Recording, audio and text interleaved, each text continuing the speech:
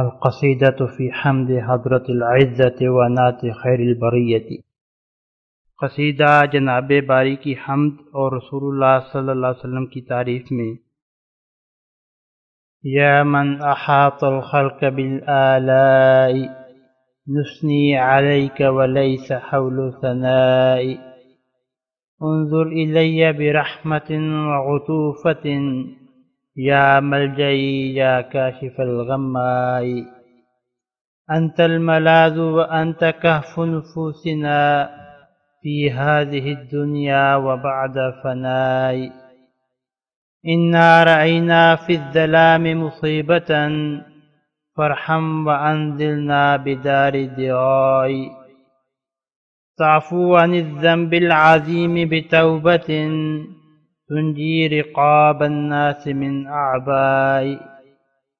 انت المراد وانت مطلب مہجتی وعلیک کل توکلی ورجائی، اعطیتنی کاس المحبت ریقها فشربت روحاء علی روحائی، انی اموت ولا يموت محبتی یضرا بذکرک فی التراب الندائی، ما شاہدت عینی کمثلک محسنا یا واسع المعروف ذا النعماء، انت الذی قد کان مقصد مؤجتی فی کل رشح القلم والاملاء، لما رأیت کمال لطفک والندى ذهب البلاء فما احس بلائی، انی ترکت النفس مع جذباتها لما اتانی طالب الطلباء، متنا بموت لا يراه عدونا بعدت جنازتنا من الأحياء، لو لم يكن رحم المهيمن كافلي كادت تؤفيني سيول بكاي، نتلو ضياء الحق عند وضوحه لسنا بمبطع الدجى ببراي، نفسي نأت عن كل ما هو مظلم فانخت عند منوري وجناي، لما رأيت النفس سد محجتي أسلمتها كالميت في البيداء، إني شربت كؤوس موت للهدى فرأيت بعد الموت أين بقاي، فقدت مراداتي بذمن لذاذة فوجدتها في فرقة وصلاء، لولا من الرحمن مصباح الهدى كانت زجاجتنا بغير صفاء، إني أرى فضل الكريم أحاطني في النشأة الأخرى وفي الإبداء، الله أعطاني حدائق علمه لولا العناية كنت كالسفهاء، وقد اقتضت ذفرات مرضى مقدمي فحضرت حمالا كؤوس شفاء، الله خلاقي ومهجة مهجتي هب فدته النفس كل فداء، وله التفرد في المحامد كلها وله علاء فوق كل علاء، فانهض له إن كنت تعرف قدره واسبق ببذل النفس والعداء، ملكوته تبقى بقوة ذاته وله التقدس والعلا بغناء، غلبت على قلبي محبة وجهه حتى رميت النفس بالإلغاء، وأرى الوداد نار باطن باطني وأرى التعشق لاح في سيماي، ما بقي في قلبي سواه تصور غمرت أيادي الله وجه رجاي، هوجاء ألفته أثارت حرتي ففدا جناني سولة الهوجاء، أبري الهموم بمشرفية فضله والله كاف لي ونعم الراعي ما شم أنفي مرغما في مشهد وأسرت نق الموت في الأعداء يا رب آمنا بأنك واحد رب السماء وخالق الغبراء آمنت بالكتب التي أنزلتها وبكل ما أخبرت من أنباء يا ملجئي أدرك فإنك موئلي يا كافي عصمني من الشغباء يا رب أيدني بفضلك وانتقم ممن يدس الدين تحت عفاي لا يعلمون نكات دين المصطفى وتهالكوا في بخلهم وريائي يؤذونني قوم أضاعوا دينهم نجس المقاصد مظلم الآراء خشوا ولا يخشى الرجال شجاعة في نائبات الدهر والهيجاء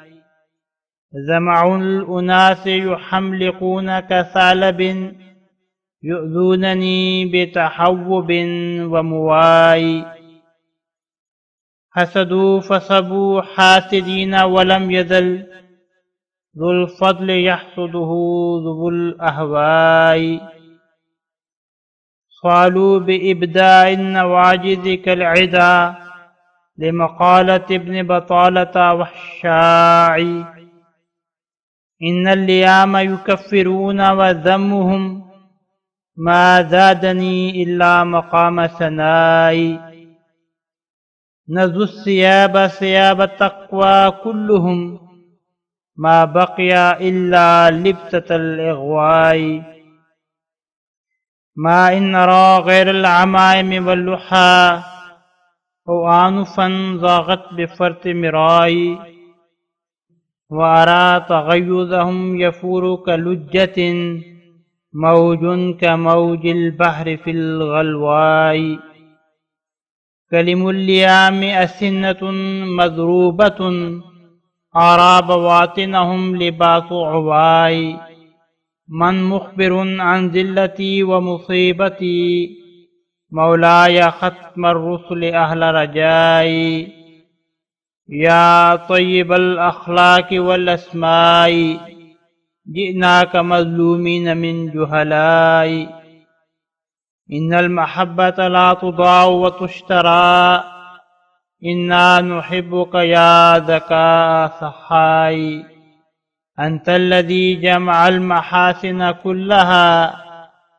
أنت الذي قد جاء للإحياء أنت الذي ترك الهدون لربه وتخير المولى على الحوباء يا كنز نعم الله والآلاء يسعى إليك الخلق للإركاء يا بدر نور الله والعرفان تهوي إليك قلوب أهل الصفاء يا شمسنا يا مبدأ الأنوار نورت وجه المدن والبيداء إني أرى في وجهك المتهلل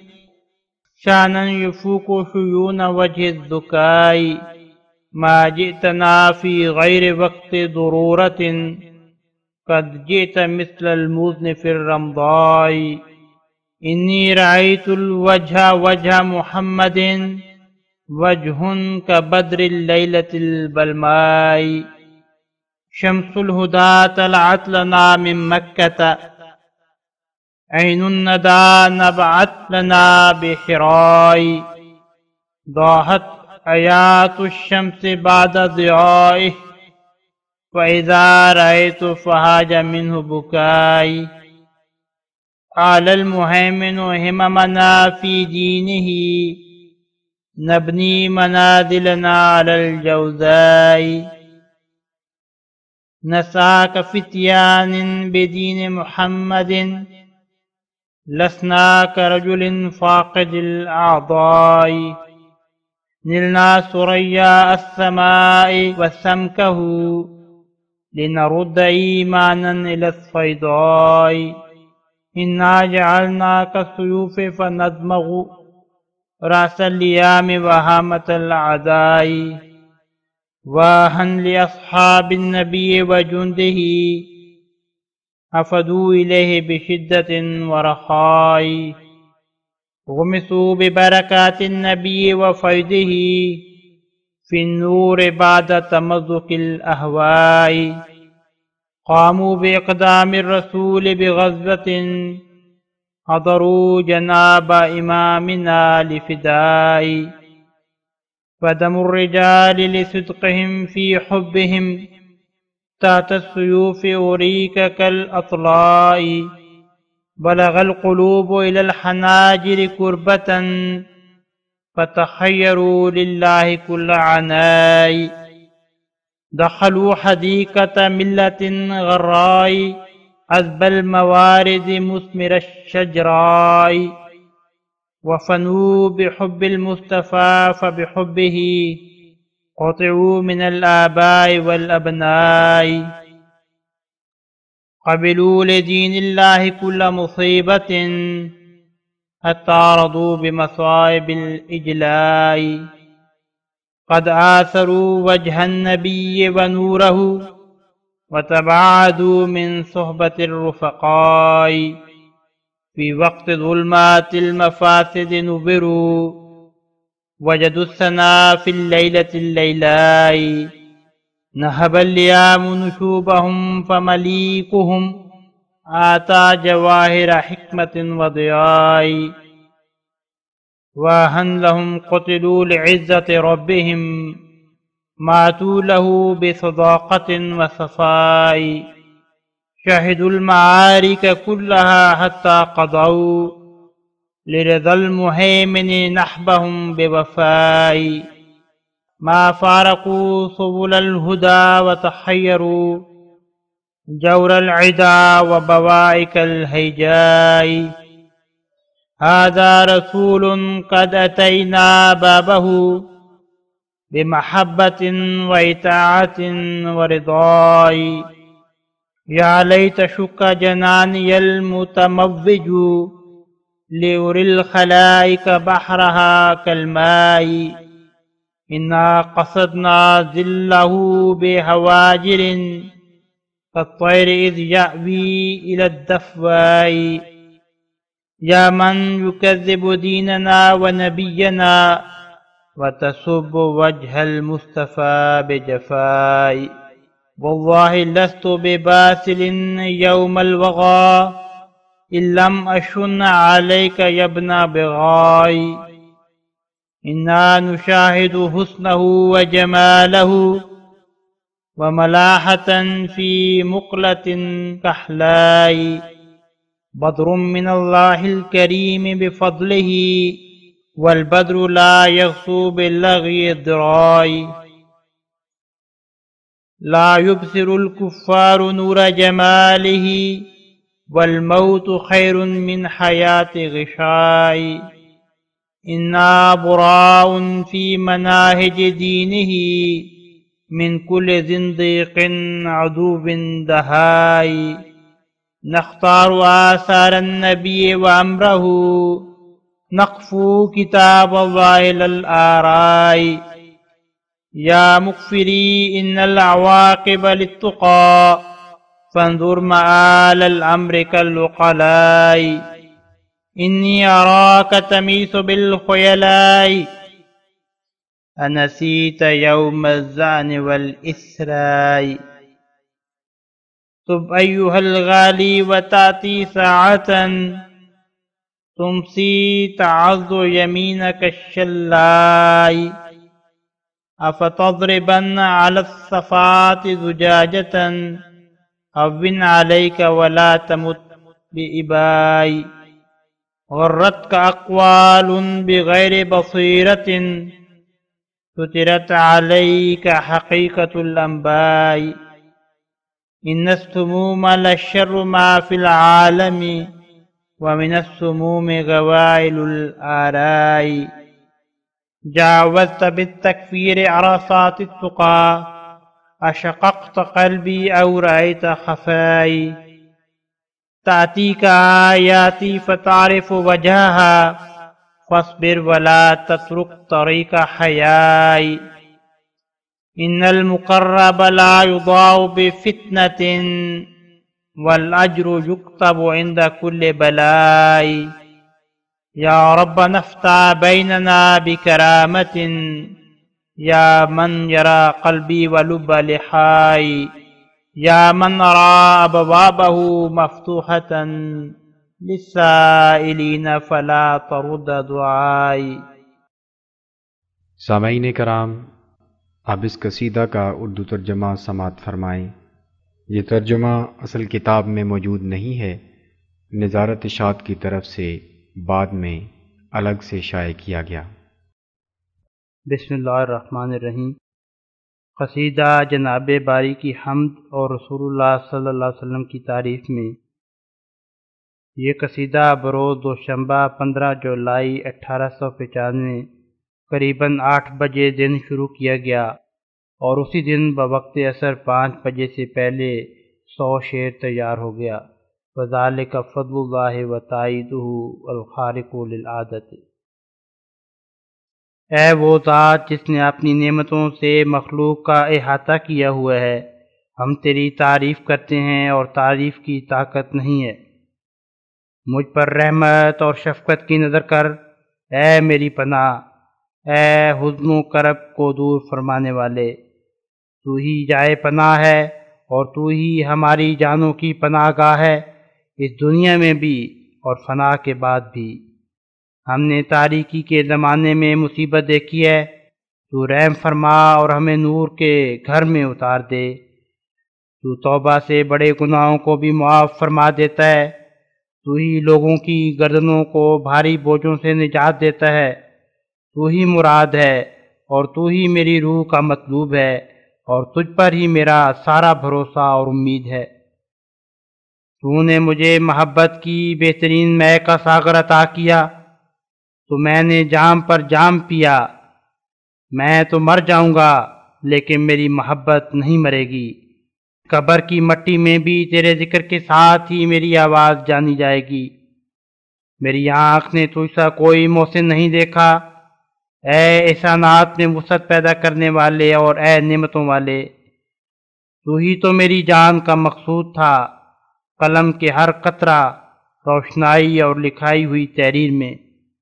جب میں نے تیرے لطف کا کمال اور بخششیں دیکھیں تو مصیبت دور ہو گئی، اور اب میں اپنی مصیبت کو محسوس ہی نہیں کرتا۔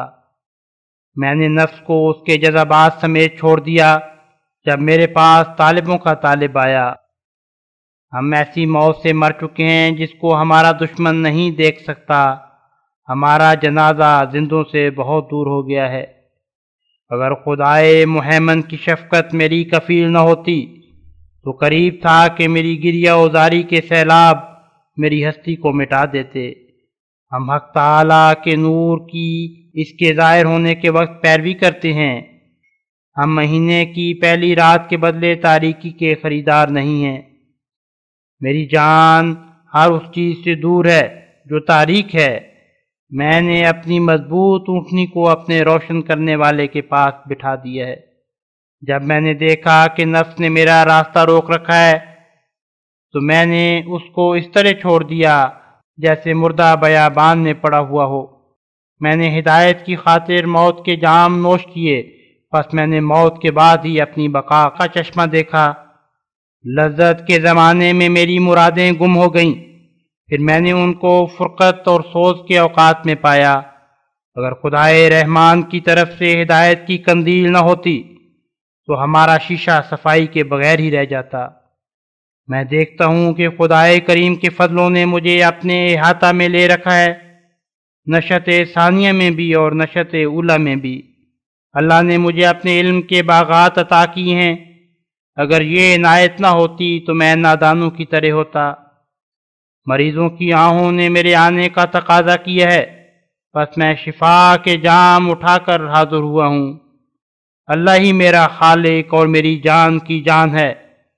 وہ ایسا محبوب ہے کہ میری روح اس پر تمام تر فدا ہے۔ اس کو تمام قابل تعریف صفات میں یکتائی حاصل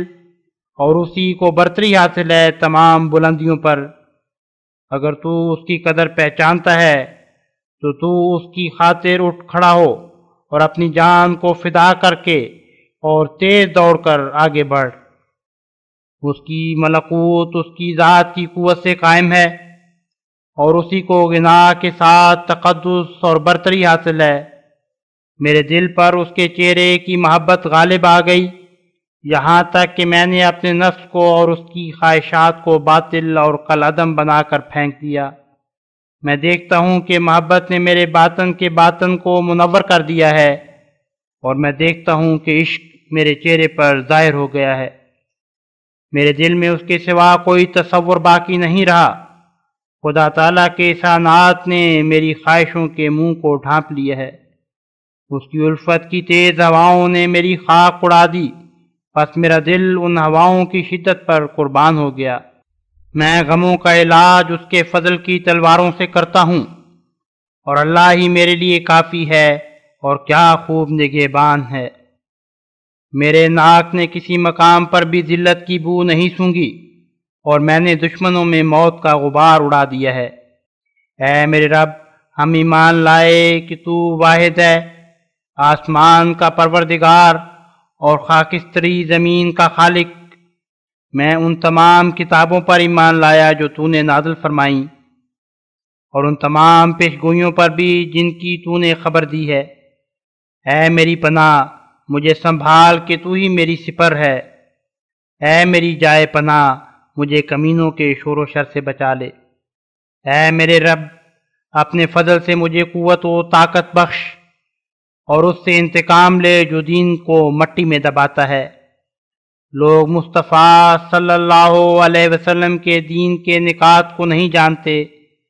اور اپنے ہی بخل اور ریا میں ہلاک ہو رہے ہیں۔ وہ مجھے اذیت دیتے ہیں۔ وہ ایسی قوم ہیں جنہوں نے اپنا دین ضائع کر دیا، ناپاک مقاصد اور تاریک آراء والے۔ انہوں نے ڈرایا مگر مردان خدا اپنی بہادری کی وجہ سے نہیں ڈرتے۔ زمانے کے مصائب اور جنگ میں عوام میں سے کمینے لوگ مجھے لومڑی کی طرح گھورتے ہیں۔ وہ مجھے بلی اور لومڑی کی آوازوں سے اذیت دیتے ہیں۔ انہوں نے حسد کیا اور حاسد بن کر گالیاں دیں، اور ایسا ہمیشہ ہوتا آیا ہے کہ صاحب فضیلت سے ہوا و ہوس والے حسد کرتے ہیں۔ انہوں نے دشمنوں کی طرح اپنی کچلیاں دکھا کر حملہ کیا، بطالت اور چغل خوری کے فرزند کے اقوال سے۔ کمینے کافر قرار دیتے ہیں، اور ان کی مذمت نے مجھے بلند مرتبہ اور برتری میں اور بھی بڑھایا ہے۔ ان سب نے اپنے تقوی کے تمام کپڑے اتار دیے ہیں، اب ان کے پاس کچھ نہیں رہا سوائے گمراہ کن لباس کے۔ میں سوائے پگڑیوں اور داڑھیوں کے کچھ نہیں دیکھتا، یا پھر ایسے ناک جو کج بیسی کی افراد سے ٹیڑھے ہو گئے ہیں۔ میں ان کے غصے کو دیکھتا ہوں کہ وہ مجدھار کی طرح جوش مار رہا ہے، سمندر کی موجوں کی طرح گمراہی کی موجیں۔ کمینوں کی باتیں تیز کیے گئے نیزے ہیں، بھونکنے کے لباس نے ان کے اندرونے کو ننگا کر دیا ہے۔ میری ذلت اور میری مصیبت کی خبر کون دے گا میرے آقا خاتم الرسول صاحب احسان و فضیلت کو؟ اے پاکیزہ اخلاق اور پاک ناموں والے، ہم جاہلوں کے ظلم سے مظلوم ہو کر تیرے پاس آئے ہیں۔ یقیناً محبت نہ تو ضائع کی جا سکتی ہے اور نہ خریدی جا سکتی ہے۔ اے آفتاب سخاوت، ہم تجھ سے محبت کرتے ہیں۔ تو ہی ہے جس نے تمام محاسن جمع کر لی ہیں، تو ہی ہے جو احیاء کے لیے آیا ہے، تو ہی ہے جس نے اپنے رب کے لیے دشمنوں سے صلح جوئی کو چھوڑ دیا اور اپنی جان پر اپنے مولا کو مقدم کر کے اختیار کر لیا۔ اے اللہ تعالیٰ کی نعمتوں اور بخششوں اور عطایا کے خزانے، مخلوق تیری طرف پناہ لینے کے لیے دوڑی آ رہی ہے۔ اے اللہ تعالیٰ کے نور و عرفان کے بدر کامل، اہل صفا کے دل تیری طرف ٹوٹے پڑتے ہیں۔ اے ہمارے آفتاب اور اے منبع الانوار، تو نے شہروں اور ویرانوں کے چہرے منور کر دیے۔ میں تیرے دمکتے ہوئے چہرے میں ایسی شان دیکھتا ہوں جو آفتاب کے چہروں کی شانوں سے بڑھ کر ہے۔ تو ہمارے پاس بے وقت اور بے ضرورت نہیں آیا، تو ایسے آیا جیسے شدید گرما میں بارش آئے۔ میں نے وہ چہرہ دیکھا ہے جو محمد صلی اللہ علیہ وسلم کا چہرہ ہے، ایسا چہرہ جیسا 14ویں رات کا چاند ہو۔ ہدایت کا آفتاب ہمارے لیے مکہ سے طلوع ہوا، بخششوں کا چشمہ ہمارے لیے ہرات سے پھوٹ پڑا۔ سورج کی شعاعیں اس کی ضیاء کے ایک حصے سے مشابہ ہیں۔ جب میں نے اس سورج کو دیکھا تو اس سے میرے رونے میں ہی جان پیدا ہو گیا۔ خدائے محمد نے اپنے دین کے بارے میں ہماری ہمتوں کو بلند کیا، چنانچہ ہم اپنی منزلیں ستارہ جوزا پر بنا رہے ہیں۔ ہم محمد صلی اللہ علیہ وسلم کے دین کے لیے نوجوانوں کی طرح سعی کوشش کرتے ہیں۔ ہم اس آدمی کی طرح نہیں جس کے اعضاء ہی مفقود ہو گئے ہوں۔ ہم آسمان کی ثریا اور اس کی بلندیوں تک پہنچ گئے تاکہ ہم ایمان کو زمین پر واپس لے آئیں۔ ہمیں تلواروں کی طرح بنایا گیا تو ہم کمینوں کے سر اور دشمنوں کی کھوپڑیاں توڑ ڈالتے ہیں۔ نبی کریم صلی اللہ علیہ وسلم کے اصحاب اور لشکروں پر آفرین ہو جو دکھ میں بھی اور سکھ میں بھی آپ کی خدمت میں حاضر رہتے ہیں۔ وہ نبی صلی اللہ علیہ وسلم کی برکات اور فیض سے خواہشات نفسانی کو ٹکڑے ٹکڑے کرنے کے بعد نور میں ڈوب گئے۔ وہ غزوات میں رسول کے قدموں میں کھڑے رہے، وہ ہمارے امام کے حضور فدا ہونے کے لیے حاضر ہوئے۔ اپنی محبت میں ان کے صدق کی وجہ سے ان مردوں کا خون تلواروں کے نیچے اس طرح بہایا گیا جیسے ہرن کے نوزائیدہ بچے کو ذبح کیا جائے۔ جب کرب سے دل ہنسلیوں یعنی حلق تک پہنچ گئے تو انہوں نے اللہ کی خاطر ہر مصیبت اختیار کر لی۔ وہ داخل ہو گئے ملت غرا کے باغ میں جو چشموں والا اور ثمردار درختوں والا ہے۔ وہ مصطفیٰ صلی اللہ علیہ وسلم کی محبت میں فنا ہو گئے اور اس کی محبت کے باعث اپنے باپ دادوں اور بیٹوں سے منقطع ہو گئے۔ انہوں نے اللہ کے دین کے لیے ہر مصیبت قبول کر لی، حتیٰ کہ وہ جلا وطنی کے مصائب پر بھی راضی ہو گئے۔ انہوں نے نبی صلی اللہ علیہ وسلم کے چہرے اور اس کے نور کو ترجیح دی اور اپنے ساتھیوں کی صحبت سے دور چلے گئے۔ مفاسد کی تاریکیوں کے وقت ان کو منور کیا گیا، انہوں نے انتہائی تاریک رات میں روشنی کو پا لیا۔ کمینے لوگوں نے ان کی جائیدادیں چھین لیں تو ان کے آسمانی بادشاہ نے ان کو حکمت اور نور کے جواہرات عطا کیے۔ آفرین ہو ان پر، وہ اپنے رب کی عزت کی خاطر قتل کیے گئے، انہوں نے اس کے لیے صدق و صفا سے جان دے دی اور تمام مارکوں میں حاضر رہے، یہاں تک کہ انہوں نے خدائے محمد کی رضا کی خاطر پوری وفاداری کے ساتھ اپنے عہد کو پورا کر دیا۔ انہوں نے ہدایت کے راستوں کو ہرگز نہ چھوڑا اور دشمنوں کا ظلم اور بیابانوں کے مصائب کو خوشی خوشی اختیار کر لیا۔ یہی وہ رسول ہے جس کے دروازے پر ہم آئے ہیں، محبت، اطاعت اور رضامندی کے ساتھ۔ کاش میرا لہریں مارتا ہوا دل چیرا جاتا تا میں لوگوں کو پانی کی طرح اس کا سمندر دکھا دیتا۔ ہم نے 2 پیروں کی گرمی میں اس کے سائے کا قصد کیا ہے، اس پرندے کی طرح جب وہ بڑھ کے درخت کی پناہ لیتا ہے۔ ہے وہ شخص جو ہمارے دین اور ہمارے نبی صلی اللہ علیہ وسلم کی تکذیب کرتا ہے اور مصطفیٰ صلی اللہ علیہ وسلم کی ذات پاک کو عذرائے جفا گالیاں دیتا ہے۔ خدا کی قسم میں جنگ کے دن بہادر نہیں ہوں گا اگر میں تجھ پر یک بارگی حملہ نہ کروں، اے سرکش انسان۔ ہم تو اس کا حسن اور اس کا جمال مشاہدہ کر رہے ہیں اور سرمگی آنکھوں میں ملاحت بھی۔ وہ بدر ہے خداوند کریم کی طرف سے اور اس کے فضل سے، اور بدر کسی اندھے کی لغو باتوں سے بے نور نہیں ہو جاتا۔ کفار اس کے جمال کا نور نہیں دیکھ سکتے، بے ہوشی کی زندگی سے تو موت بہتر ہے۔ ہم اس کے دین کے راستوں میں چلتے ہوئے ہر زندیق اور عقل کے دشمن سے بیزار ہیں۔ ہم نبی صلی اللہ علیہ وسلم کے آثار اور احکام کو اختیار کرتے ہیں، ہم اللہ تعالیٰ کی کتاب کی پیروی کرتے ہیں نہ کہ آراء کی۔ اے میری تکفیر کرنے والے، انجام بخیر تو متقی کا ہوتا ہے، پس عقل مندوں کی طرح کاموں کے انجام پر نظر رکھ۔ میں تجھے دیکھتا ہوں کہ تو مٹک کر ناز سے چلتا ہے، کیا تو سفر کا دن اور رات کی روانگی بھول گیا ہے؟ اے حد سے گزر جانے والے، توبہ کر، وہ گھڑی آتی ہے کہ تو اپنے بے حس ہاتھ کو دانتوں سے کاٹے گا۔ کیا تو پتھر کی سل پر شیشے کو مارتا ہے؟ اپنے پر رحم کر، متکبرانہ انکار سے ہلاک مت ہو۔ بے بصیرت اقوال نے تجھے دھوکہ دیا ہے، تجھ پر پیشگوئیوں کی حقیقت پوشیدہ کر دی گئی ہے۔ یقیناً زہر دنیا میں سب سے بری چیز ہے، اور گمراہ راہ بھی زہروں میں سے ایک زہر ہے۔ تکفیر کر کے تو تقوی کے میدانوں کو پھلانگ گیا ہے۔ کیا تو نے میرا دل چیرا ہے یا میرا کوئی پوشیدہ گناہ دیکھا ہے؟ تیرے پاس میرے نشان آئیں گے اور تو ان کو پہچان لے گا، پس صبر کر اور حیا کو ترک نہ کر۔ مقرب آزمائش سے ضائع نہیں کیا جاتا، اور ہر بلا کے وقت اس کا اجر لکھا جاتا ہے۔ اے میرے رب،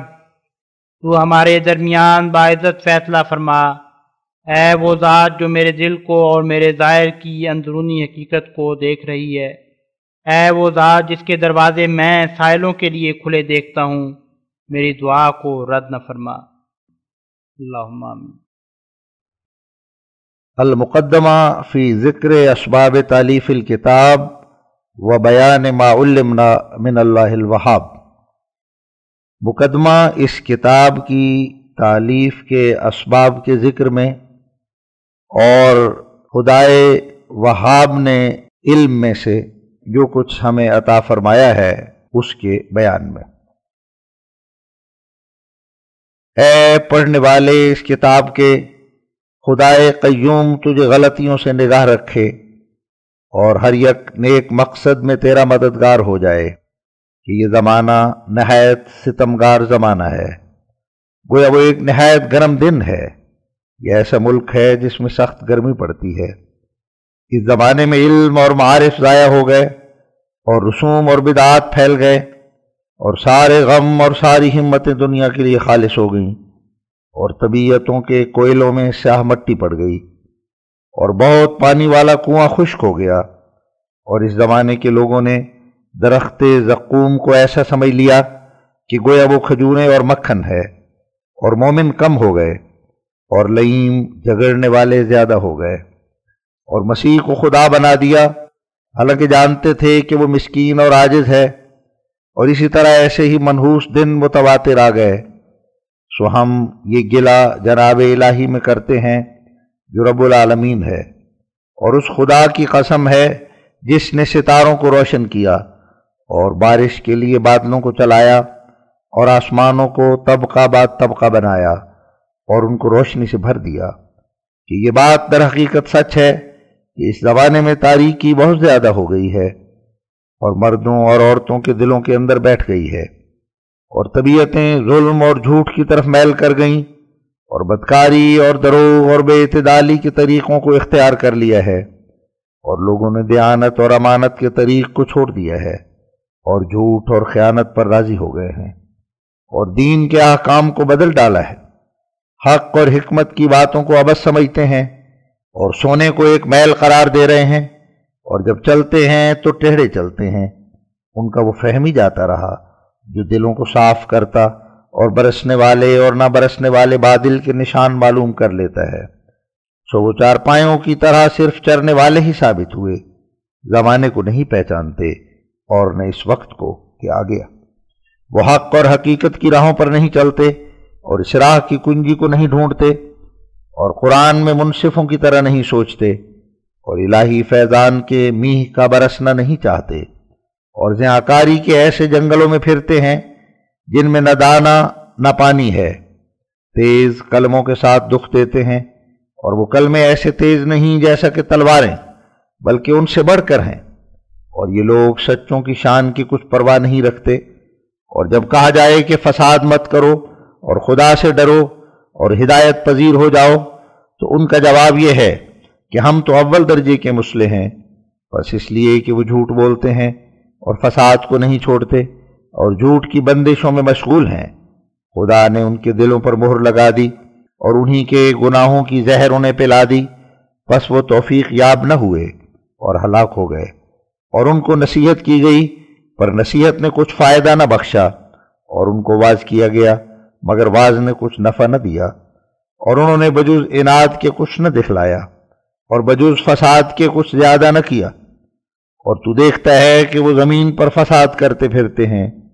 ہر یک بلندی سے وہ دوڑے اور ہر یک ماتم کا وہ سبب ہوئے، اور شکار مارنے کے لیے جلدی جلدی انہوں نے قدم اٹھائے، اور انہوں نے بدکاری اور بے حیائی اور جھوٹ کو پھیلایا، کیونکہ وہ خود بدکار تھے۔ اور اس لیے تو دیکھتا ہے کہ امانت کم ہو گئی اور خیانت بہت ہو گئی اور بے حیائی حد سے زیادہ پھیل گئی، اور گمراہی کے بہت سے بچے ہو گئے، اور بدکاری کی کتیا اٹھا میں آئی، اور شرارت کی زانیہ کے معمولی دن ٹل گئے، اور نصیحتوں کی حاملہ الٹا جنی اور بےہودہ گوئی کے اونٹ موٹے کیے گئے، اور تیز رو اور نجیب اونٹنی سچائی کی باوجود جوانی اور تازگی اور صحت کے ذبح کی گئی، بس اس پر کوئی بھی نہ رویا اور نہ آنسو بہائے، بلکہ باطل کا ٹٹو چراگاہ میں چھوڑا گیا، سو وہ سچائی کے مرغزار کو چر گیا، یہاں تک کہ اس کی کوکیں بھر گئیں، سو اس کو کسی نے منع نہ کیا، بلکہ مسلمانوں کے ہاتھ توڑے گئے اور دشمنوں کی تلواریں میان سے باہر نکل آئیں، سو شریف آدمی پکڑے گئے اور ان کے گوشت شیخوں پر چڑھائے گئے، پھر بریاں کرنے کے لیے آگ پر رکھے گئے، پھر دانتوں سے چبائے گئے اور پیس کر کھائے گئے، اور قیامت قائم ہو گئی، اور شرارتوں کا سیلاب غالب ہوا، اور بند ٹوٹ گیا اور مصیبت بھاری ہو گئی، اور حوادث اترے، اور ایک مرتبہ انہوں نے آ پکڑا، اور تقوی کی زمین پر اولے پڑے، اور نیکی کا آسمان بادل کے نیچے چھپ گیا، اور بدکاری بہت لمبی ہو گئی، اور اس کی رات آدھی چلی گئی، اور گناہوں نے دھارا مارا اور حملہ کیا، یہاں تک کہ نیکی کی پسلی توڑ ڈالی اور اس کے سینے پر نیزہ مارا، اور لوگ آوارہ اور بے قید اور سرخود ہو گئے، اور انصاف کی آنکھیں رمد کی بیماری میں مبتلا ہوئیں، اور پلیدی کے زخم بہت خراب ہو گئے، اور ہر یک زبان دراز نے بد زبانی کی، اور فتنہ بہت بڑھ گیا، اور ہر یک طرف سے اس کے تیر برسے، اور پلیدی نے نکاح کر لیا، پس اسے حمل ٹھہر گیا، اور اس نے اپنی شکل جیسی لڑکیاں جنی، پس وہ فقر و فاقہ ساتھ لائیں اور ملک ویران ہو گیا، اور مصیبتوں کے می برسے، پس ان مصیبتوں سے کوئی شخص نجات نہ پا سکا، خواہ وہ یمن کی طرف گیا یا شام کی طرف، یہ مکے اور مدینے اور ان کے گرد کے دیہات کو دیکھ کر واپس آیا، اور کوئی فاقے سے نہ بچا، اگرچہ وہ چینا یا مکی کا غلہ کھاتا رہا، اور اسی اناج پر ہمیشہ کے لیے قناعت کی، اور عہد کے طور پر اسی کا کھانا معمول رکھا، اور دشمنوں نے اسے نہ چھوڑا، اگرچہ اس نے کہا کہ میرا باپ تم پر قربان ہو، اور بہت سے مرتد ہو گئے، اور بعد اس کے کہ وہ کہتے تھے کہ لا الہ الا اللہ محمد رسول اللہ، دین سے پھر گئے، اور ایمان لانے اور الحمدللہ کہنے کے بعد کافر ہو گئے، سو ہم نے اس اندھیری رات میں وہ مصیبتیں دیکھیں جنہوں نے ہمیں سمجھا دیا کہ نہایت سخت بلا اسے کہتے ہیں، اور ہم نے یہ سب قصے دشمنوں کے اس حالت میں لکھے جبکہ ہم انا للہ و انا الیہ راجعون کہتے تھے، اور لا حول ولا قوت الا باللہ پڑھتے تھے۔ اور وہ لوگ جو کہتے ہیں جو ہم علماء اسلام ہیں اور نبی کے دین کے ایک نر عالم ہیں، سو ہم ان کو ایک سست الوجود اور چارپائیوں کی طرح کھانے پینے والے دیکھتے ہیں، وہ اپنی باتوں اور قلموں سے کچھ بھی حق کی مدد نہیں کرتے بجوز اللہ جل شانہ کے ان خاص بندوں کے جو تھوڑے ہیں، اور اکثر کو تو ایسا پائے گا کہ اہل حق کا کینہ رکھتے ہوں گے، کبھی ایسا نہیں ہوا کہ کوئی حق کی بات سن کر ان میں شور و غوغا پیدا نہ ہو، وہ نہیں جانتے کہ حق اور ثواب کیا چیز ہے، وہ فتنے سے باز نہیں آتے اور حق کے ساتھ باطل باتوں کو ملاتے ہیں تا اپنی نکتہ چینی سے جاہلوں کو دھوکے میں ڈالیں، اور وہ شخص جس کو خدا تعالی نے لوگوں کی اصلاح کے لیے کھڑا کیا ہے اس کو ایک خناس سمجھتے ہیں اور مومنوں کو کافر ٹھہراتے ہیں، ان کے قدم بجز درو گوئی کے کسی طرف حرکت نہیں کرتے، اور ان کی زبانیں بجز کافر بنانے کی کسی طرف جھکتی نہیں، اور نہیں جانتے کہ دین کی خدمت کیا شے ہے، انہوں نے حق و باطل کے ساتھ ملایا اور دیدہ و دانشتہ ہم پر افترا کیا۔ بس کہ نبی صلی اللہ علیہ وسلم کے دین پر ایک بڑی مصیبت ہے کہ اس زمانے کے اکثر علماء دیانت اور امانت سے باہر نکل گئے ہیں اور دینی دشمنوں کی مانند کام کر رہے ہیں اور جھوٹ پر گرے جاتے ہیں تا اس کو حق کے حملے سے بچا لیں، اور خداوند ذوالجلال کی کچھ بھی پرواہ نہیں کرتے، اور عناد رکھنے والوں کی طرح کافروں کو مدد دے رہے ہیں، اور اپنے دلوں میں یہ بات بٹھا لی ہے کہ وہی حق پر ہیں، حالانکہ سراسر ہلاکت کی راہ پر چلتے ہیں۔ وہ صرف اپنی نفسانی آرزوؤں کو جانتے ہیں اور معنی کو نہیں ڈھونڈتے اور نہ غور کرتے ہیں۔ سچی بات کو سن کر پھر سرکشی کرتے ہیں، گویا وہ موت کی طرف بلائے جاتے ہیں،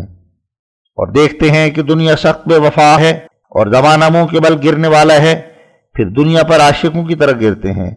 اور بعض ان کے کام وہ ہیں جو گھر میں کرتے ہیں اور بعض وہ کام ہیں جو دکھلانے کے لیے ہیں۔ سورہ آکاروں پر واویلا ہے۔ انہوں نے خوب دیکھ لیا کہ کافروں کا فساد کیسا بڑھ گیا ہے، اور وہ خوب جانتے ہیں کہ دین شریروں کا نشانہ بن گیا اور حق بدکاروں کے پیروں کے نیچے کچھ لگ گیا۔ پھر غافلوں کی طرح پڑے سوتے ہیں اور دین کی ہمدردی کے لیے کچھ بھی توجہ نہیں کرتے، ہر یک دکھ دینے والی آواز کو سنتے ہیں،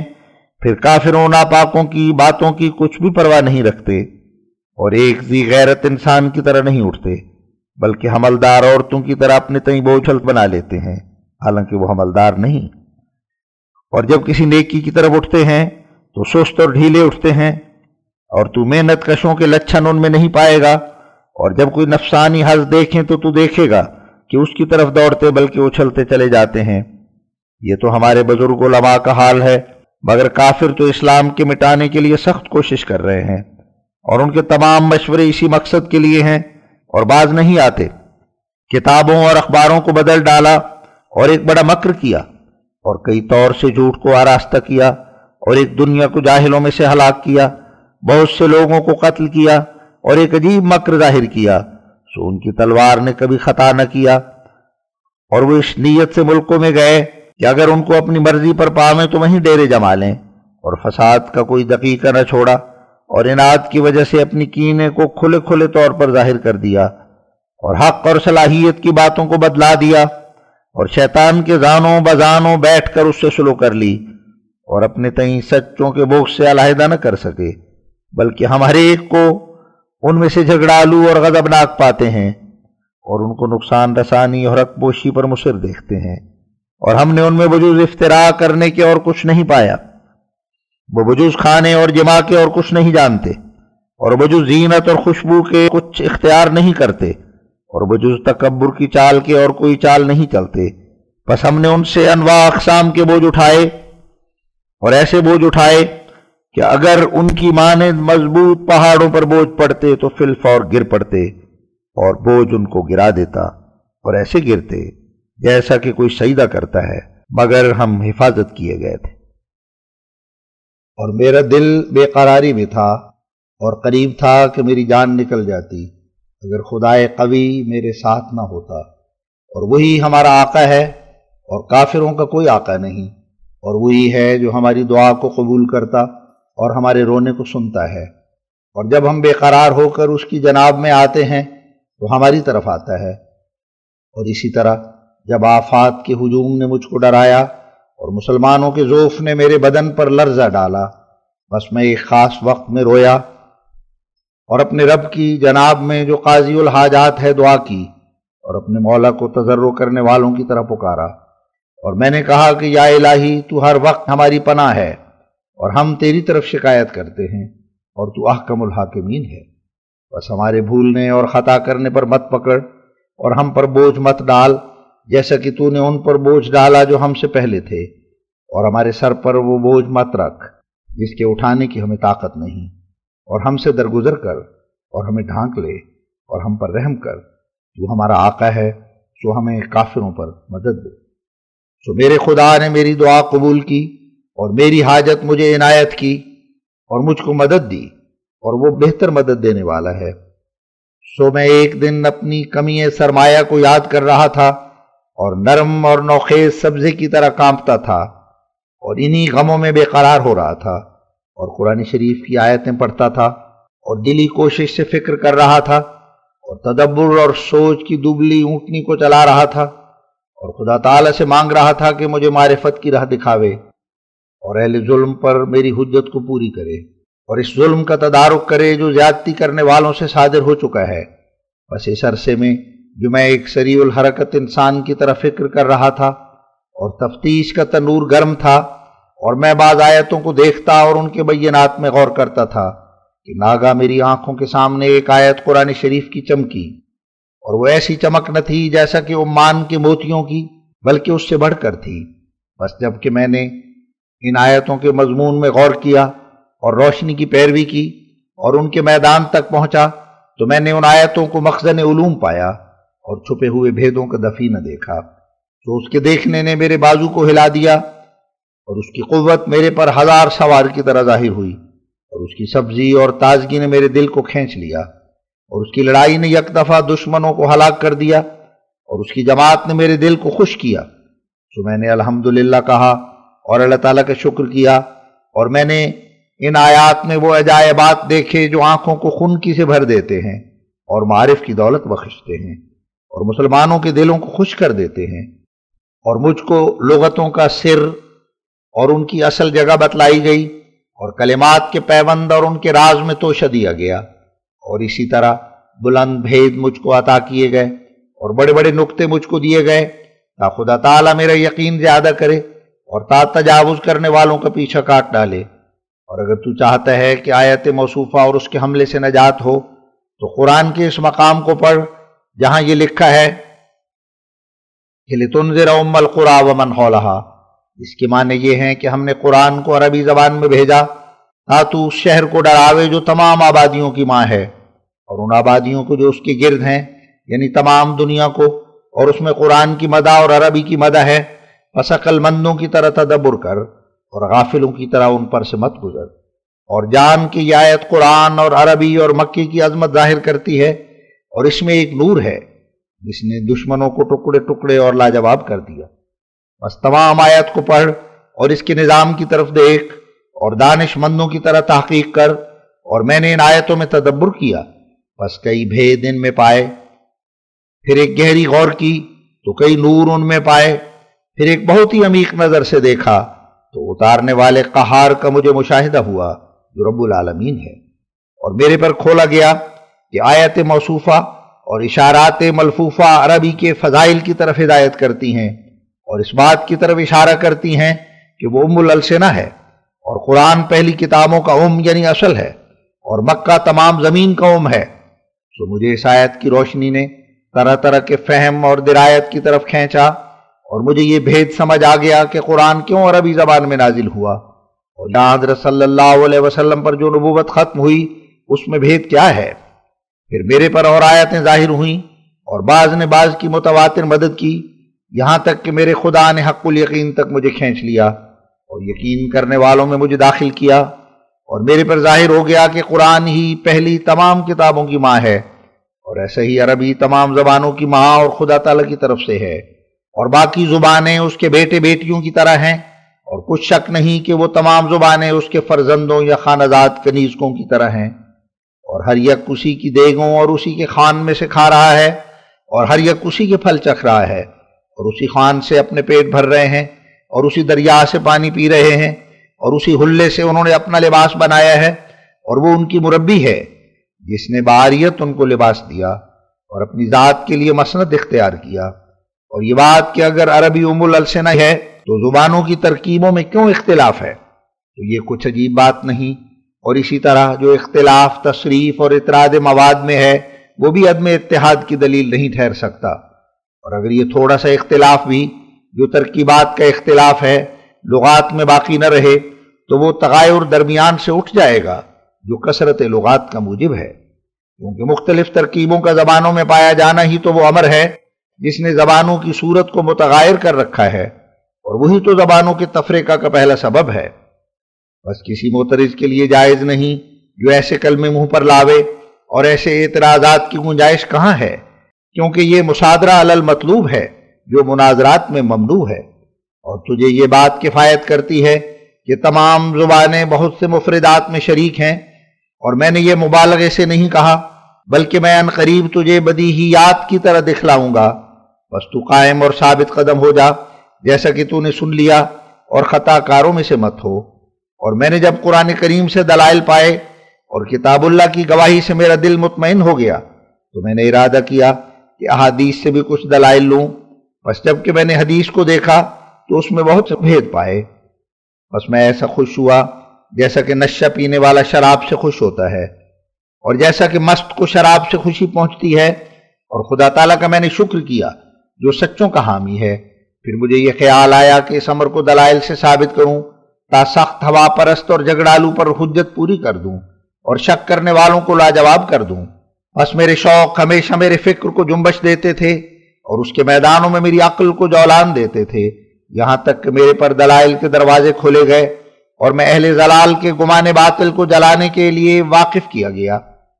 اور بخدا کے اس راہ میں میرے دل نے کچھ بھی تکلیف نہیں اٹھائی، اور میں نے اپنی زنبیل میں سے کچھ بھی نہیں نکالا، اور میں خواب کے پیالوں سے الگ نہیں ہوا، اور میں نے رات کے وقت اونٹوں کو نہیں چلایا، بلکہ یہ سب نعمتیں خدا تعالیٰ کی طرف سے مجھ کو ملی، اور اس نے میری اندھیری رات کی لمبائی کو کوتا کیا، اور میری آرزو اس کی حاجت روائی سے پوری ہوئی، اور کسی رات میں میری آنکھ بیدار نہیں رہی، اور میں نے اپنے سرمایے کو ادھر ادھر سے کچھ اکٹھا نہیں کیا، یہاں تک کہ میرا روضہ میرے لیے قریب کیا گیا اور میرا درخت پھلدار ہو گیا، اور اس کے خوشے میرے پر خدا تعالیٰ کی طرف سے جھکائے گئے، اور بخدا یہ میری کامیابی میرے رب کی طرف سے ہے، بس میں اس کی تعریف کرتا ہوں اور نبی عربی پر درود بھیجتا ہوں۔ اسی سے تمام برکتیں نازل ہوئیں اور اسی سے سب تانا بانا ہے، اسی نے میرے لیے اصل اور فرع کو میسر کیا، اور اسی نے میرے بیج اور کھیت کو اگایا، اور وہ بہتر ہے سب اگانے والوں سے۔ اور میری کہاں طاقت تھی کہ میں دشمنوں کو خاک میں ملاؤں، اور میں نے یہ سوٹا نہیں چلایا جبکہ چلایا، بلکہ خدا نے چلایا، اور میں نے مشقت نفس کی بو نہیں دیکھی، اور مجھے کچھ ضرورت پیش نہ آئی کہ میں اپنی اونٹنی کو لاغر کروں، اور میں نے کبھی گھوڑے نظروں کے نہیں دوڑائے،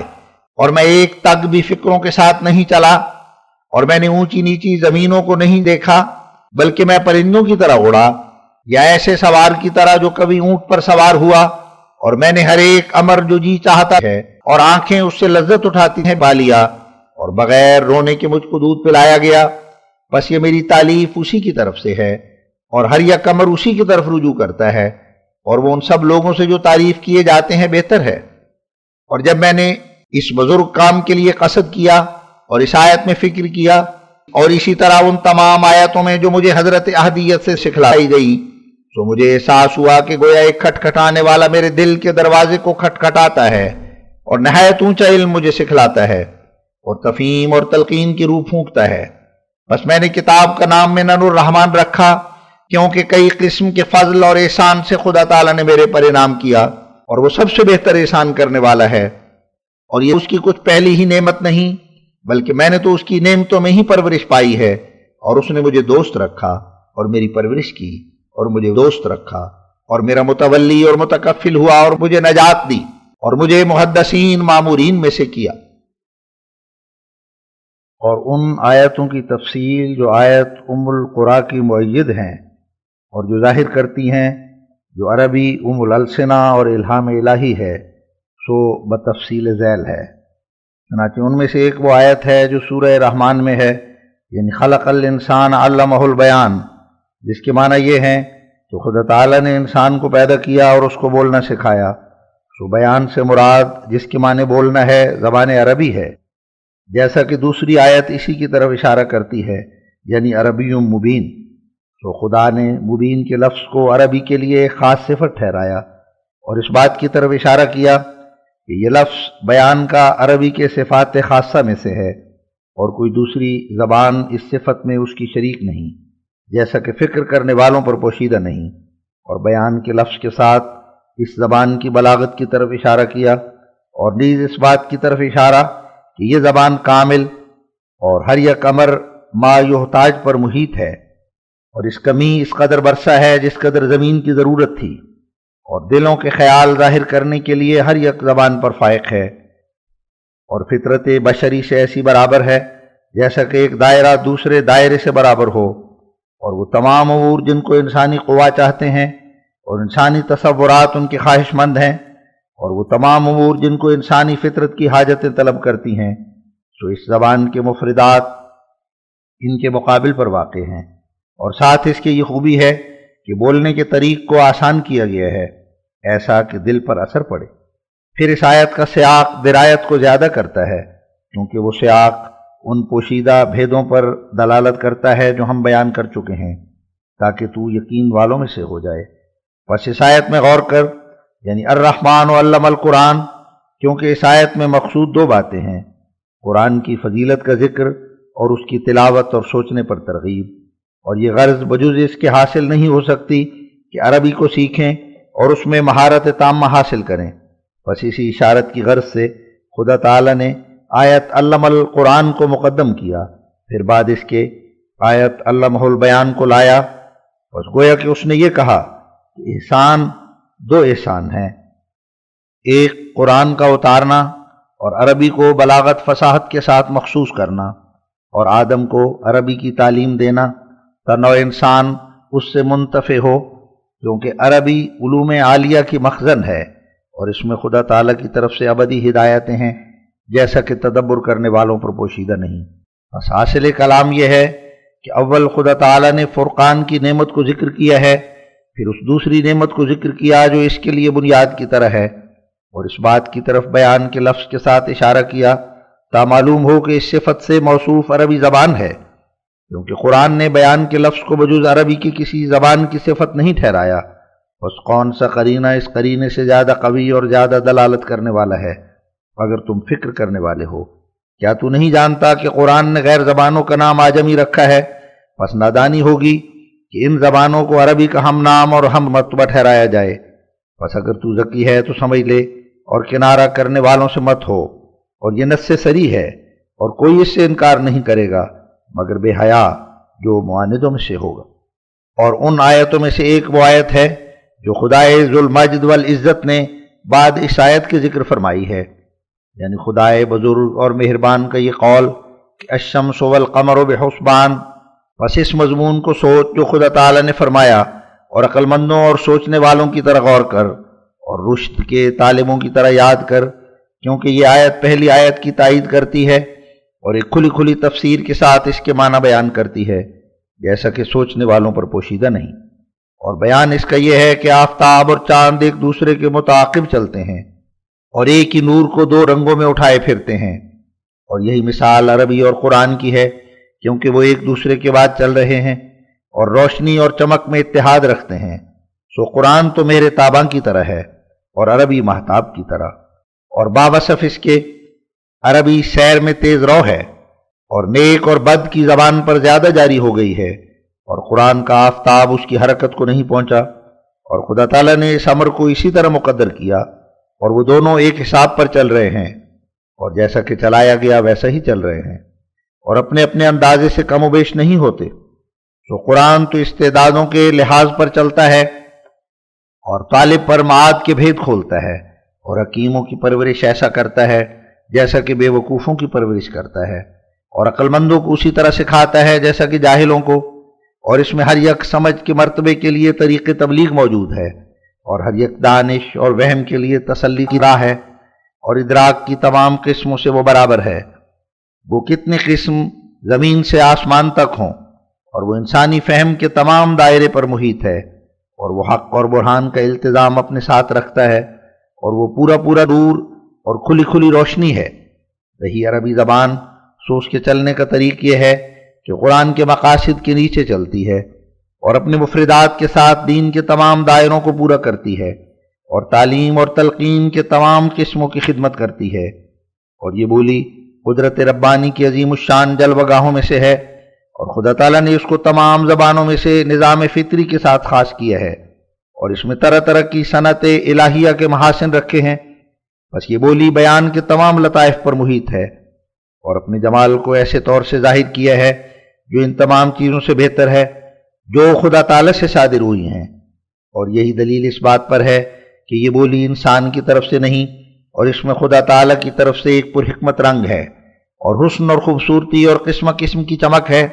اور صنعت الہی کے عظیم الشان عجائبات ہیں۔ اس کا منہ کئی زبانوں کی صفوں کے اندر چمک رہا ہے، گویا یہ ایک چمکتا ہوا موتی اندھیرے میں ہے، اور یہ اس پاکیزہ باغ کی طرح ہے جو نہر جاری پر ہو،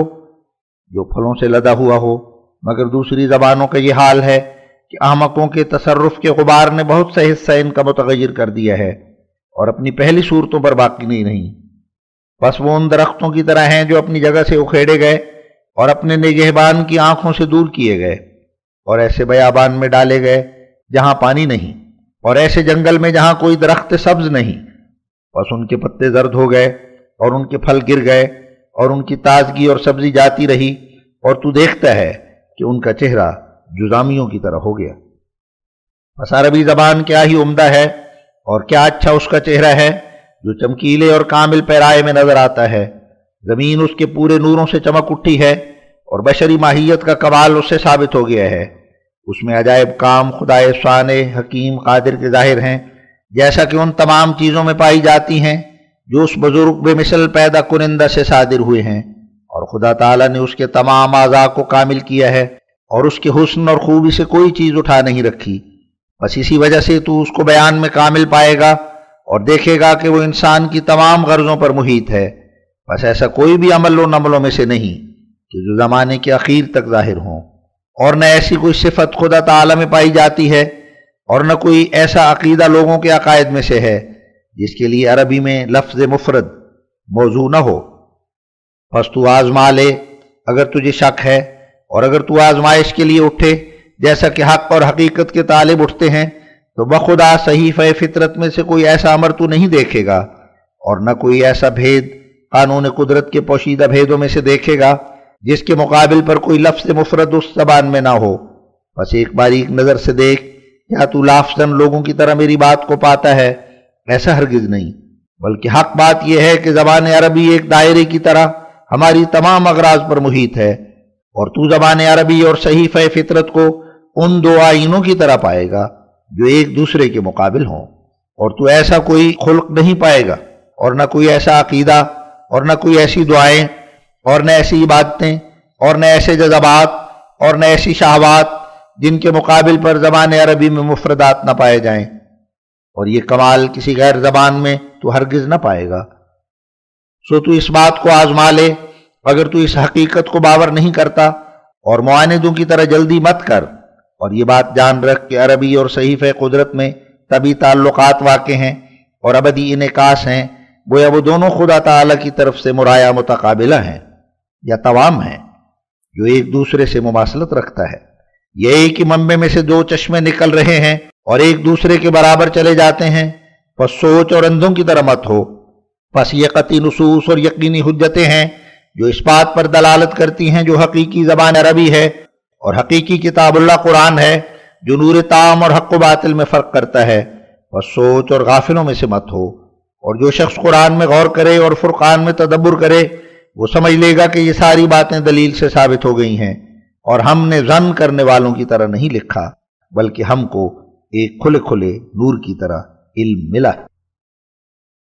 پھر اے رشد اور صلاح کے طالب، اس بات کو جان کہ توحید بجز اس اعتقاد کے پوری نہیں ہوتی، اور ہمارے لیے ضروری ہے کہ ہم کمال وثوق اور اعتماد سے اس بات پر ایمان لاویں کہ ہر یک خیر خدا تعالیٰ سے ہی صادر ہوتی ہے، اور تمام مخلوقات کے لیے وہی ہر یک فیض کا مبدأ ہے۔ اور جو لوگ صاحب معرفت ہیں وہ اس بات کو جانتے ہیں کہ نطق اور بیان کی طاقت نوع انسان کے بزرگ تر کمالات میں سے ہے، بلکہ وہ انسان کے لیے ایسی ہے جیسے بدنوں کے لیے روح۔ بس کیوں کر گمان کریں کہ وہ انسان کو خدا تعالیٰ کے ہاتھ سے نہیں ملی؟ یہ بات ہرگز نہیں، بلکہ زبان انسان کی پیدائش کا تتمہ ہے اور انسانی روح کی حقیقت ہے، اور خدا تعالیٰ کی طرف سے ایک بہت بڑی نعمت ہے، اور توحید بجز اس عقیدے کے پوری نہیں ہو سکتی۔ کیا کوئی موحد کسی ایسے امر پر راضی ہو سکتا ہے جس میں حضرت عزت کی نسبت نقص لازم آوے، یا اس میں مشرکوں کے عقیدے کی طرح شرک ہو؟ اور جو لوگ خدا تعالیٰ کو حق پہچاننے کا پہچانتے ہیں جانتے ہیں کہ وہ ہر یک خیر کا مبدأ ہے اور ہر یک موجود کا موجد ہے، اور دہریوں اور طبیعیوں کی طرح کلام نہیں کرتے۔ یہ لوگ وہی ہیں جن کو معرفت کا حصہ دیا گیا ہے اور توحید کے پیالے پلائے گئے ہیں اور کامیابوں میں سے کیے گئے ہیں، اور ہمارا خدا ہر یک جہت سے کامل ہے اور کوئی نقص اس کی ذات اور صفات کی طرف عائد نہیں ہو سکتا، اور وہ تعریف کیا گیا ہے، کوئی بدی اس کی طرف پیش دستی نہیں کر سکتی، اور وہ نہایت پاک ہے، کوئی عیب اس کے شامل حال نہیں ہو سکتا۔ یہی ہدایت یابی کی راہ ہے اور اولیاء اور اصفیاء کا مشرب ہے، اور ان لوگوں کی راہ ہے جن کو آنکھیں دی گئیں، مگر جن پر خدا کا غضب اور گمراہ ہیں ان کی یہ راہ نہیں۔ بس اس خدا کی قسم جو ذوالجلال والاکرام ہے، انسان نے ہر یک کمال اسی کے فیض سے پایا ہے، اور وہ بہتر انعام کرنے والا ہے۔ کیا لوگ یہ کہتے ہیں کہ بولنے کی نعمت خدا تعالی سے انسان کو نہیں ملی اور انسان کا پیدا کرنے والا اس نعمت کا دینے والا نہیں؟ بس یہ ظلم اور جھوٹ ہے، اور ظلم میں شیطان کی طرح غلو ہے، اور یہ وہ لوگ ہیں جنہوں نے خدا تعالی کی وہ قدر نہیں کی جو قدر کرنے کا حق تھا، اور اس کے سورج اور چاند کی طرف نظر اٹھا کر نہیں دیکھا، اور یہ نہیں سوچا کہ وہ خدا ہے جو ہر یک تاریکی کو دور کرتا اور بلند آسمانوں اور زمین کا پیدا کرنے والا ہے۔ اس نے انسان کو پیدا کیا، پھر اس کو بولی سکھائی اور پھر ہدایت دی، اور کوئی ایسی نعمت نہیں جو اس نے عطا نہیں کی۔ بس یہی ہمارا برتر خدا ہے اور ہمارا پیدا کنندہ جو نہایت غنی ہے، اس کی نعمتیں ہمارے ظاہر اور باطن پر محیط ہو رہی ہیں، اور اس کی بخشش ہمارے بدنوں اور جانوں پر احاطہ کر رہی ہے۔ وہی ہے جس نے انسان کو پیدا کیا اور اس کی پیدائش کو پورا کیا اور زینت بخشی اور اپنے احسان کو کمال تک پہنچایا۔ بس ایسے محسن کی نسبت کیوں کر گمان کیا جائے کہ اس نے انسان کو بولنا نہ سکھایا؟ کیا تیرا یہ ظن ہے کہ وہ انسان کے پیدا کرنے پر تو قادر ہوا، لیکن اس کے بلانے اور اس کی زبان کھولنے پر قادر نہ ہو سکا؟ یا وہ غافلوں میں سے تھا؟ کیا تو اس جگہ رب العالمین کی قدرت سے تعجب کرے گا، اور تو دیکھتا ہے کہ وہ زبردست قوت والا ہے، اور وہ جوہر اور عرض کو پیدا کرنے والا ہے، اور زمین اور آسمان کو روشن کرنے والا ہے، اور دعاؤں کو قبول کرنے والا ہے۔ بس کیا تو اس بات کی طرف رغبت رکھتا ہے کہ اس کی طرف رجوع کرے اور قیل و قال کو چھوڑ دے؟ اور خدا نیک بندوں سے محبت رکھتا ہے۔ اور جب کہ ثابت ہوا کہ ہمارا خدا ہر یک چیز کا نور اور زمین اور آسمان کا روشن کرنے والا ہے، تو ثابت ہو گیا کہ وہی ہر یک طرح سے مبدأ جمیع فیوز ہے، اور وہی زمین و آسمان کا خالق اور احسن الخالقین ہے۔ اس نے دو آنکھیں دیں اور زبان اور ہونٹ دیے، اور بچے کو پستانوں کی طرف ہدایت دی، اور کوئی ایسا کمال انسانی اٹھا نہ رکھا جس کی طرف انسان کو حاجت ہے، اور ہر یک مطلوب احسن طور سے ادا کیا۔ بس یہ نادانی ہوگی کہ ایسا گمان کیا جائے کہ وہ نطق جو انسانی حقیقت کا نور ہے اور ذکر اور ایمان اور عبادت کا مدار ہے، وہی خدا تعالیٰ کی طرف سے انسانی پیدائش کو نہیں ملا، بلکہ انسان نے اس کو اپنی محنت اور مشقت سے بعد مدت مدید اور زمانہ دراز کے پایا۔ اور یہ خیال صریح درو گو لوگوں کا افتراء ہے، اور جو شخص اس ذات پر ایمان لایا ہو جو اپنی ذات اور صفات میں کمال تام رکھتا ہے، جو رنگ رنگ کے فیوز زمین اور آسمان کے باشندوں کے لیے رکھتا ہے، اور اس نے جان لیا ہو کہ خدا تعالی ہر یک جہت سے مبدأ فیض ہے، وہ بھی ضرورت اس بات پر ایمان لائے گا کہ اس نے ہر یک چیز کو اس کے مناسب حال پیدائش بخشی ہے، اور کوئی مطلوب باقی نہیں چھوڑا، اور ہر یک فیض کا مبدأ ہے،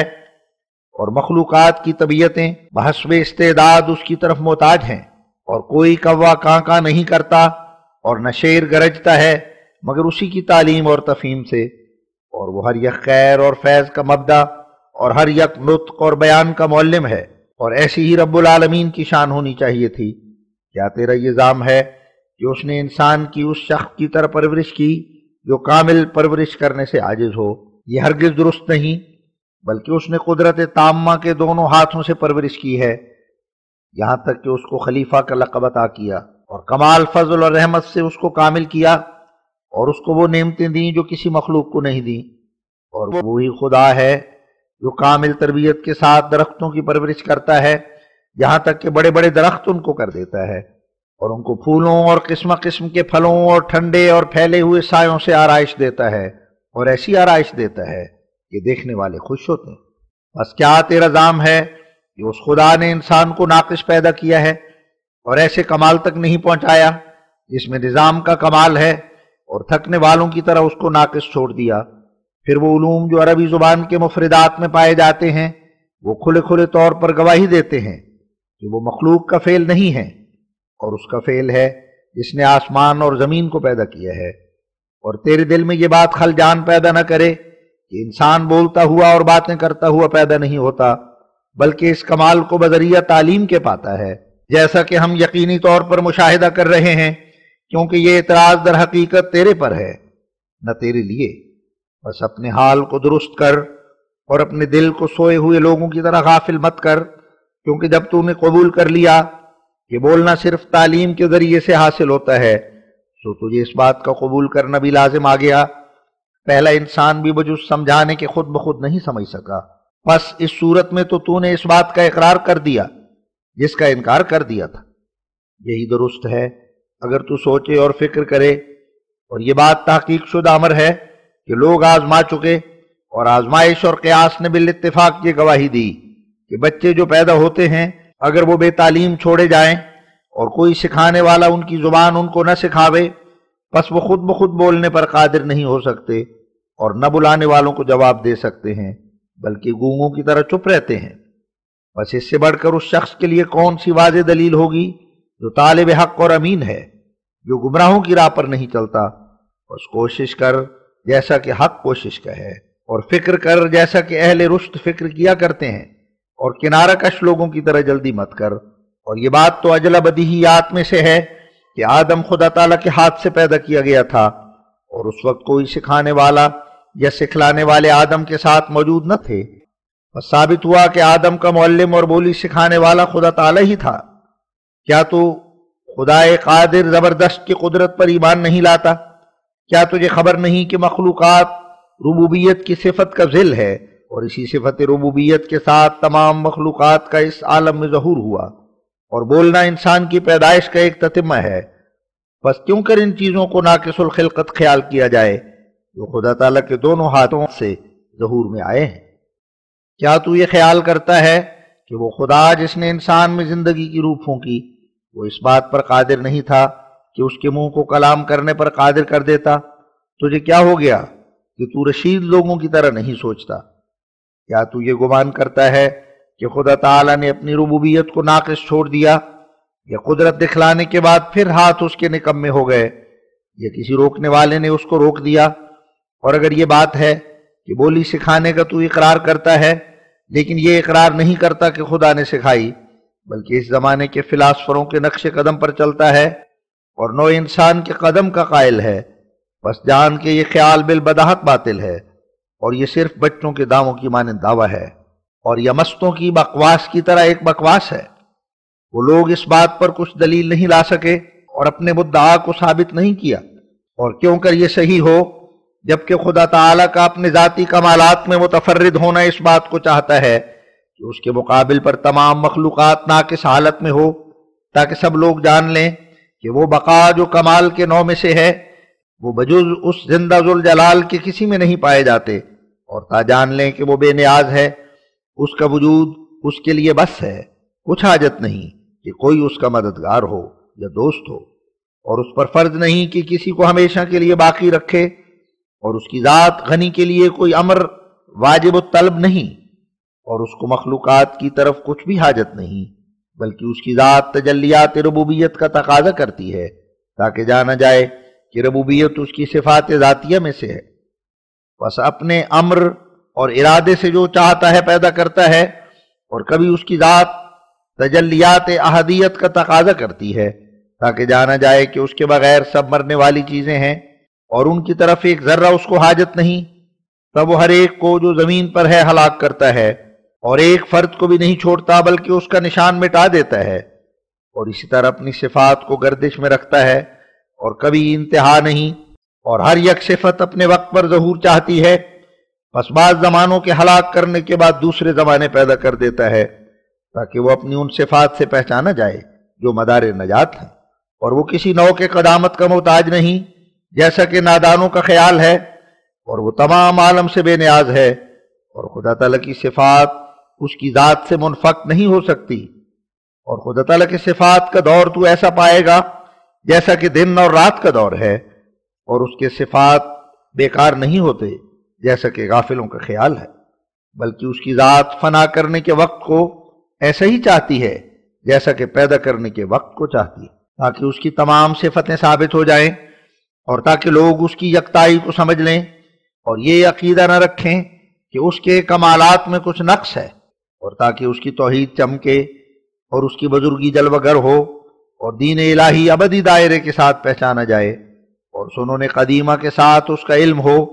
اور عیسائیوں کے کفارے کا بطلان ثابت ہو، اور شرک اور بدعت کے طریقے مٹ جائیں، اور کھل جائے کہ مجرموں کی راہ یہ ہے۔ بس یہ وہ امر ہے جس کو خدا تعالیٰ کی ذات نے چاہا، تا اس کے ساتھی اس کی صفات پہچانے اور تا مفتریوں کا پیچھا کاٹا جائے۔ بس اس عالم پر کبھی وہ وقت آ جاتا ہے کہ بجز خدا تعالیٰ کے ایک فرد بھی باقی نہیں رہتا، اور فنا کا سیلاب ہر یک پیدائش کی اونچی اور نیچی زمین پر چڑھ جاتا ہے، اور ہستی کے نشان معدوم ہو جاتے ہیں، اور کسی کو ہاتھ پیر مارنا نفع نہیں دیتا۔ پھر ایک دوسرا وقت آتا ہے کہ مخلوقات کا سلسلہ شروع ہو جاتا ہے، بس یہ دونوں نشان خدا تعالیٰ کی طرف سے ایک دوسرے کے پیچھے چلتے ہیں تاکہ تعطل صفات لازم نہ آوے۔ بس جب کہ یہ دور خدا تعالیٰ کی صفات میں ثابت ہوا اور پیدا کرنا اور مارنا خدا تعالیٰ کی قدیم عادتیں ثابت ہوئیں، بس اس سے نوع انسان کی قدامت کا مسئلہ باطل ہو گیا، اور باوجود عدم اور فقدان کے اور فنا کے کیوں کر قدم باقی رہ سکتا ہے۔ بس کوشش کرنے والوں کی طرح سوچ اور جلدی کرنے والوں کی طرح مت بول، اور یہ بات جان کہ قدم حقیقی بجز ذات خدائے ذل جلال کے کسی چیز میں بھی نہیں پایا جاتا، اور روحوں اور جسموں پر فنا کی چکی چل رہی ہے، اور خدا تعالیٰ کی احدیت ذاتی بعض ایام میں غیر کی نیستی چاہتی ہے، بجز ان لوگوں کے جو با ایمان فوت ہو کر خدا تعالیٰ کے گھر میں داخل ہو گئے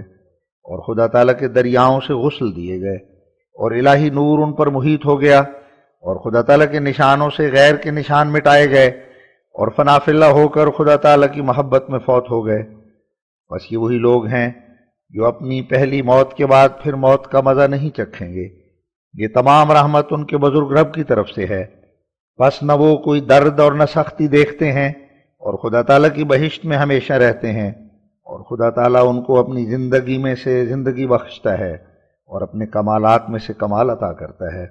اور اس کی غیرت ان کو فنا نہیں کرتی کیونکہ اس کی وحدانیت ان پر محیط ہو جاتی ہے۔ بس مبارک وہ لوگ جو اس کی محبت میں کھوئے گئے،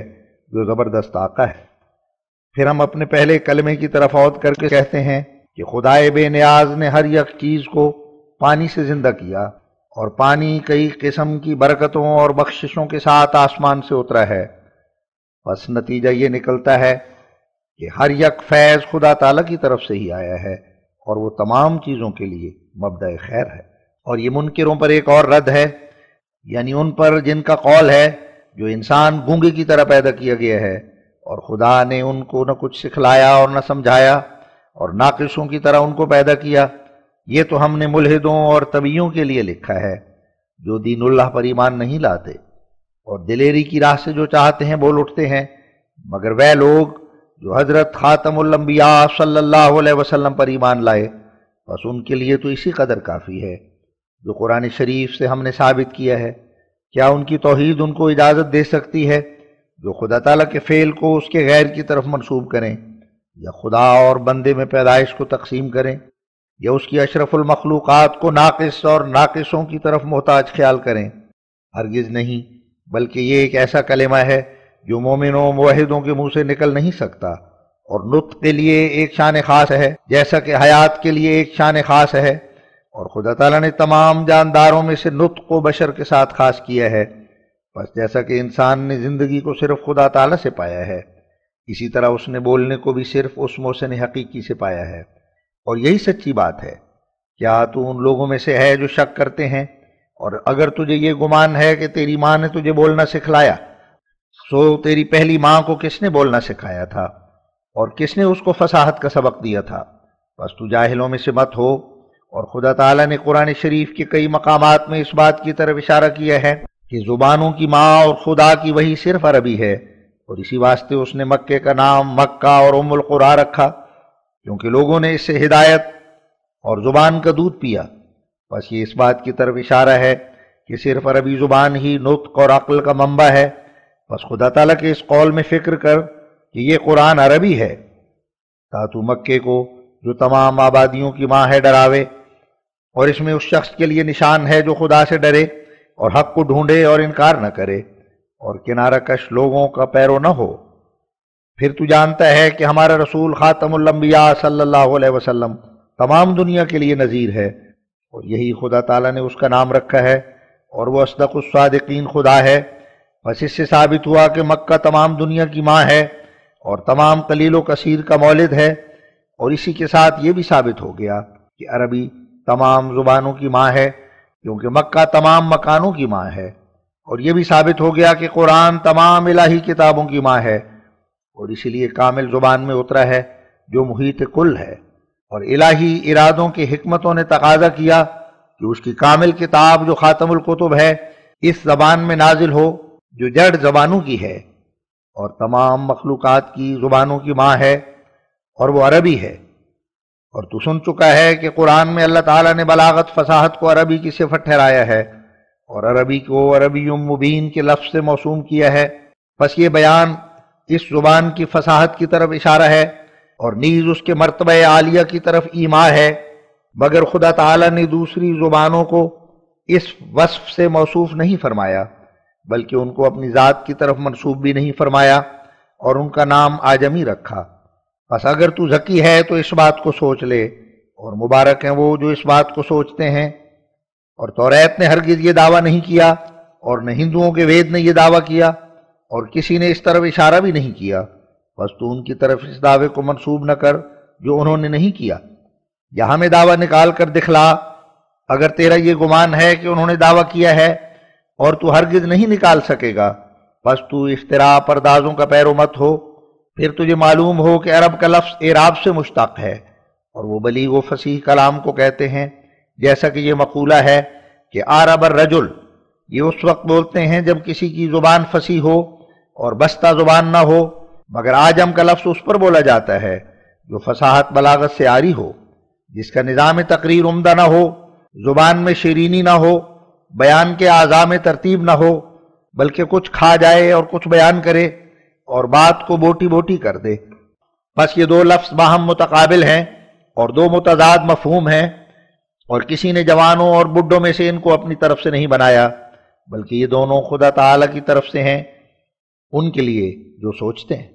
اور عرب کا لفظ پہلی کتابوں میں بھی آیا ہے، یعنی یسایہ نبی کی کتاب اور موسیٰ کی کتاب اور انجیل میں۔ بس ثابت ہوا کہ یہ لفظ خدا تعالیٰ کی طرف سے ہے، اور کسی دوسری زبان میں ایسا نام نہیں، اور کسی درایت میں تو اس کی نظیر نہیں پائے گا۔ بس تو عبرانی اور دوسری زبانوں میں فکر کر کہ عربی کے ہم نام کسی اور زبان کو تو پاتا ہے۔ بس ثابت ہوا کہ حقیقی زبان عربی زبان ہی ہے، اور اس کے غیر میں یہ شان پائی نہیں جاتی۔ بس اگر تجھے کچھ شک ہے تو شرم کرو، اور یہ بات بہت روشن باتوں میں سے ہے کہ وہ زبان جو خدا تعالیٰ کی طرف سے ہے اور در حقیقت عمدہ زبان ہے، وہ وہی زبان ہے جس کا خدا تعالیٰ نے آپ تعریف کے ساتھ نام رکھا، جیسا کہ یہی سنت اللہ ہے۔ بس ایسی زبان کا مجھے نشان دو اگر تم اس زبان کے بارے میں شک میں ہو، اور ایسا اسم جیسا کہ عربی ہے ہرگز نہیں پاؤ گے، اور اس میں غور کرنے والوں کے لیے نشان ہے۔ اور عجم خدا تعالیٰ کے نزدیک ان گونگوں کی طرح ہیں جن کی زبان نہ ہو، یا ان چار پایوں کی طرح جو بول نہ سکیں، کیونکہ ان کو صرف عربی کے ذریعے سے بولنا حاصل ہوا ہے، اور ان کے پاس بجوز اس زبان کے ایک لفظ بھی نہیں، اور بجوز عربی لفظوں کے بات کرنے پر قادر نہیں ہو سکتے۔ بس اس وقت ثابت ہوتا ہے کہ وہ چار پایوں کی طرح ہیں۔ بس کشادہ زبانی کے ساتھ سامنے آ، یا تیز زبان کے ساتھ جھگڑ، بے شک تو مغلوب ہے۔ بس تو اس دعوے میں غور کر اور بے وقوفوں کو یاد دلا اگر تو عقل مند ہے، اور ان دلائل کی وجہ سے جو تجھ کو ملے خدا تعالیٰ کا شکر کر، اور اس بات کو فراموش مت کر کہ عجم کا لفظ اجما سے مشتق ہے، اور اجما لغت عربی میں چار پائے کو کہتے ہیں۔ بس اس وجہ تسمیہ کو سمجھ لے تاکہ تیرے پر حقیقت کا مغز کھلے، اور تاکہ تو یقین کرنے والوں میں سے ہو، اور بہت سے نشان اس پر دلالت کرتے ہیں اگر تو طالب ہو، ان نشانوں میں سے ایک یہ ہے کہ خدا تعالیٰ نے انسان کا نام سمیع رکھا ہے، بس اس سمیع کے لفظ سے سمجھا جاتا ہے کہ پہلے زمانے میں خدا تعالیٰ نے ہی اس کو سنایا اور اس کو خذلان کی حالت میں نہ چھوڑا۔